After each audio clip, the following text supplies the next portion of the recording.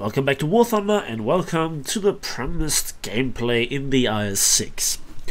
So first I need a bit of introduction to tell you what I want to show you with that video. I want to show that the IS-6 is very forgiving and very easy to use. And you also can put pressure on the enemy. You have very good all-around trollish armor. You have a reliable, simple APHE firing gun. You have a bit of a quicker reload. And you have very good mobility for a heavy tank. The IS-6 is not unstoppable. The IS-6 is not undefeatable. Its worst enemies are American CAS and British HESH and high-tier HEAT-FS. But then I have to ask you, which tank doesn't struggle from it? Even a mouse can and will get one-shotted by a single HVR rocket hitting it. So armor against CAS is always a strange story, a funny thing to talk about really, and I think the rockets are simply overperforming. End of discussion at my end. I made a video where I praised the IS-6 in arcade a few days ago, and you know, it was not hated on. However, I got a big different like to dislike ratio than in other videos, and I'm not quite sure why so many people really disliked the video. Was it my commentary? Was it my playstyle? Was it me playing arcade? Was it me playing the IS-6? Was it all together combined? Was it just, you know, other things? I still don't know it. However, the IS-6 is a wonderful grinding machine. Currently it's the highest battle rating premium tank that there is in the game. It is also very unfair towards the regular Russian tech tree player, because they don't have a lot to, you know, not counter it, but to say, well, this tank is so much better than the IS-6.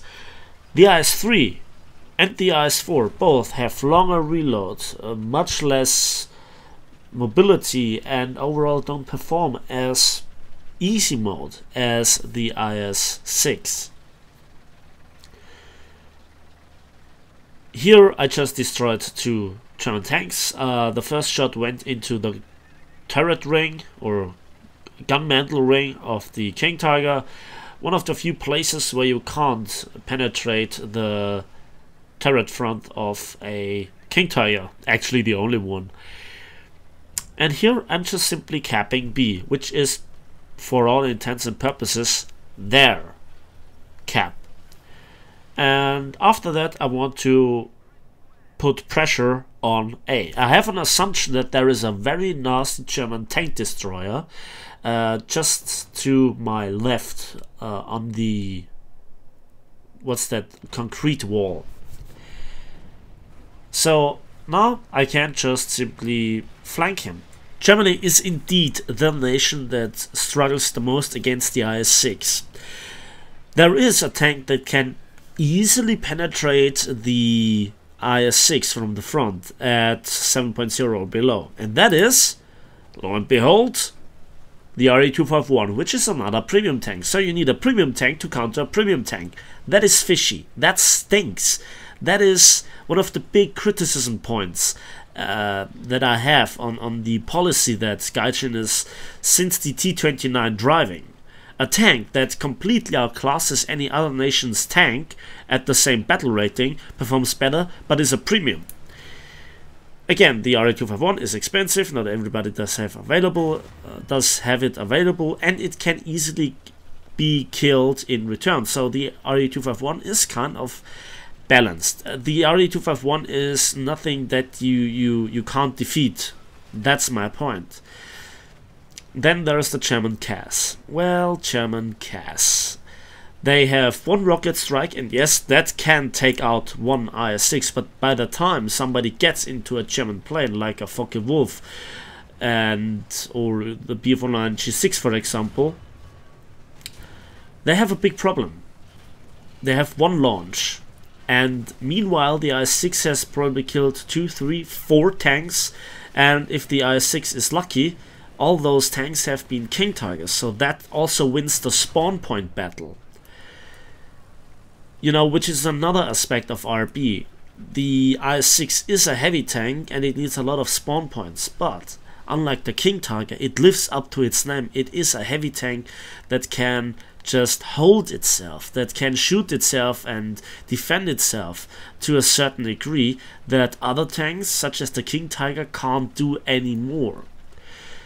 All that I've said is nothing new, and I'm just driving here around, you know, interrupting the capturing process of this point. I'm assuming it's an Ostwind because that's the tank that I've seen before. He's not on the upper part, so he has to be on the lower part. And I'm just flanking around. He has no chance. I'm even stopping and carefully aiming for the hull to one-shot him and not over-penetrate the big turret. That's my ace. Very simple, just like that. And I wanted to show you this particular game for a very simple reason. When there are the British with the Centurion Mark 10 and the Vickers MBT that can easily defeat the IS-6, so can the IS-6 easily one-shot them in return, or at least, you know, once aim for the lower plate.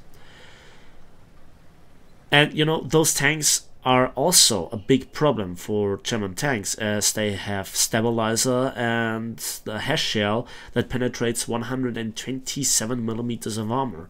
While that is no longer enough to contest the upper frontal plate of the King Tiger, it doesn't matter, you can still shoot the lower plate and do massive damage, and APDS does the rest, again through the lower plate and the turret front. The rate of fire is also incredible high, and Panthers, well, they don't stand a chance in the first place, even the fantastic Panther 2. But you see where this is going. We see massive power creep. There is a nice one, and yeah, that was a crippling shot. He tries to rush me, but ultimately he has to repair. I think the gun breach is down, and now I'm just flanking him, waiting for the gunner to go back and aim for the gunner's position. The heavy machine gun on top does the job. Double strike, easy mode. What the Germans are missing is any kind of reliable weapon. Even the Jagdtiger cannot contest a well-played IS-6. In a 1 vs 1, I would bet my money not on the King Tiger, on the Jagdtiger. And you know, that is the strongest APHE shell at that battle rating in terms of penetration and destructive potential. And then you have a much longer reload, you are a casemate style tank destroyer. It's just not that easy to kill an IS-6. Again, by the time German players get into CAS, they are, you know, contested by anti-CAS, by Spitfires, by, well, Yaks and LA-7s, something like this. It's always a big trouble for the Germans. Even the Japanese have better chances to take down an IS-6. The STA-1 and STA-2 received both the same heat FS buff to the 90mm gun that also the M46 received, and many more tanks with that. And watch this when we talk about all-around armor. 2 1-ton bombs. And I flip myself, but the tank doesn't take any damage. Yeah, so it was a lucky coincidence that there was a T-95 around, and he flips me around just in a moment. Just pushed a little bit. It also was a very lucky position where I landed. I reversed, there is a Sherman behind me, and watch this.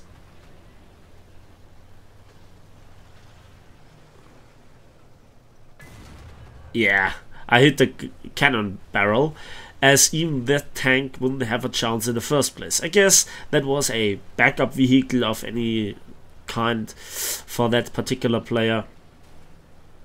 So I move on and I hunt him down.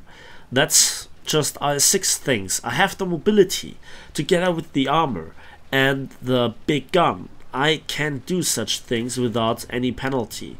That one was not the best example. I have numerous other examples where I flank a mouse and just disable its gun with the quick reload. He can't prepare in time. Also, I have the destructive potential to one-shot T-29s and T-34s from the front by aiming either for the machine gun port or the lower plate. Something that the long 88s, well, it's not impossible, but it's unlikely to one-shot a T-29. I did it with a T-34 lately, but he had full ammunition, something that I do not recommend in any sort of tank, except if you have very low ammunition count in the first place. And that is the third capture point that I'm contesting right now, or the third time I'm contesting a capture point. I'm positioning myself in a way that I can react quite well to any given threat, and that was a keycard destroying an IS-2 with, I guess, a direct hit from an 800 kilogram bomb. Yeah, I didn't take any damage. I guess the IS-2 got all the damage and shielded me a little bit. Third capture zone. Good, so now let's move on. And from this point onwards, there is nothing left for me. There is the air battle going on. A Bf-109G just destroyed a AAA. Ki-84 kills a Spitfire. You know, by the time the Germans have enough aircraft in the air, they don't have any tanks on the ground to contest the capture zones to do anything about it. After this 8 kills that I had and the 3 capture zones, I acquired a total amount of 2,500 spawn points. And I could, you know, play the same battle again without any problems. So let's talk about certain, you know, aspects and hard facts that I managed to simply deal myself. And I'm talking here purely about realistic. I played 46 battles up until this gameplay, or with this gameplay included. I have a win ratio of 65.2%. I died 36 times, and I used this tank always from the very beginning. That means I survived 10 battles from the very beginning to the very end. And I have a very aggressive playstyle.